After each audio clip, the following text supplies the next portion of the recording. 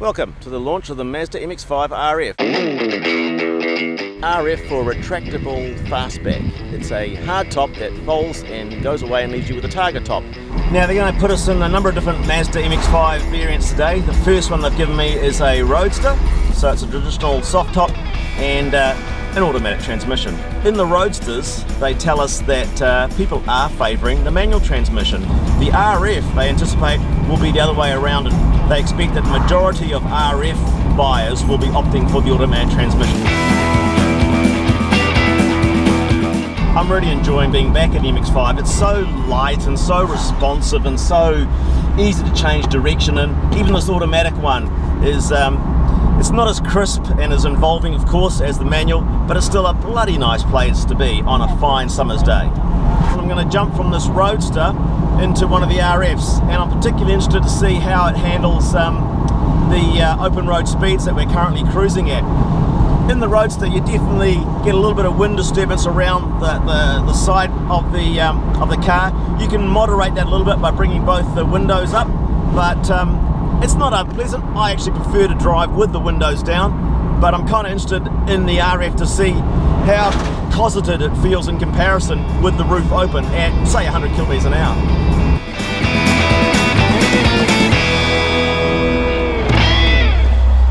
Okay, we're in the RF, so I'll just mount the camera. Roof's up. I'll get it cranked up. With a quick flip of this button here, we'll put the roof down. Whoa.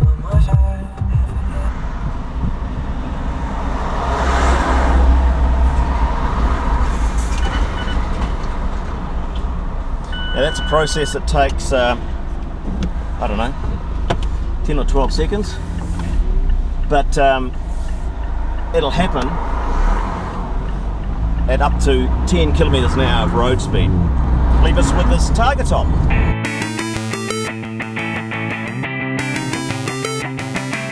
Okay, so within a kilometre or so of driving the RF at open road speed, I can tell straight away that, yeah, it's definitely a calmer cabin environment in here with the roof open. Naturally, you've got a bit of wind passing across the top of your head, and there's still wind coming in from the left-hand side of the car, but it has a less pronounced buffeting from behind. There's no real awareness of the weight that you're carrying, the extra 45 kgs that you're carrying. To all intents and purposes, it drives like every other MX-5. Mazda New Zealand expects the vast majority of future MX-5 buyers to be going for the RF variant.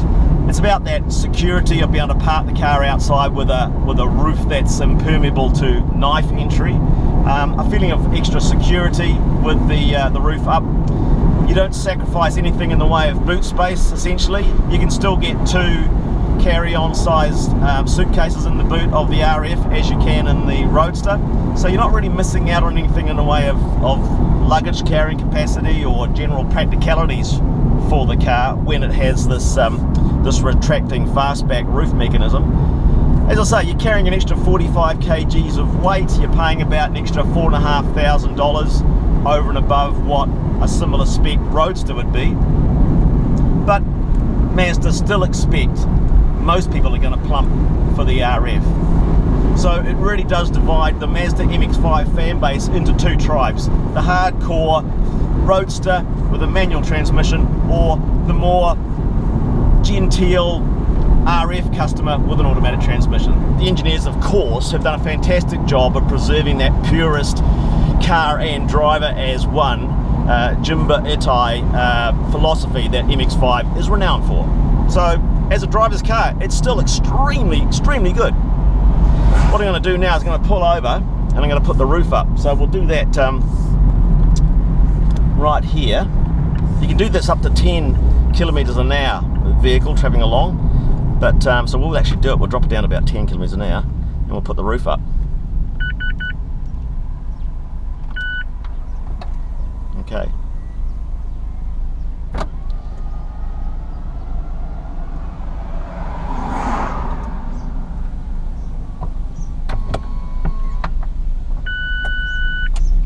So there we go. So we'll just drive it as a regular two-door fixed head coupe, if you like, and see how that feels. It's certainly, even in sort of slower speeds, it's certainly more cultured, I guess you could say, more refined, a little bit more insulated than the Roadster is with its roof up. And they've done a pretty good job of making it feel just like a regular car, albeit with a relatively small cockpit volume, because there's still not a lot of headroom, and the rear window is, you know, fairly close behind you. But if it was pissing down with rain for a week and you had this as your only car, it would be no problem to live with, absolutely. This car, the RF, makes the MX-5 so much more appealing to a broader range of people who would not go near a regular Roadster version. Look, I'm a great fan of the Mazda MX-5, always have been. I really appreciate Mazda's focus on delivering a purist driving experience. With the RF, they've just offered that purity, somewhat diluted, to a broader range of people, and that's great, because basically whether you get a Roadster or an RF in a manual or an automatic transmission with a 1.5 or a 2-litre engine, it doesn't really matter. You're still getting a great car in the Mazda MX-5.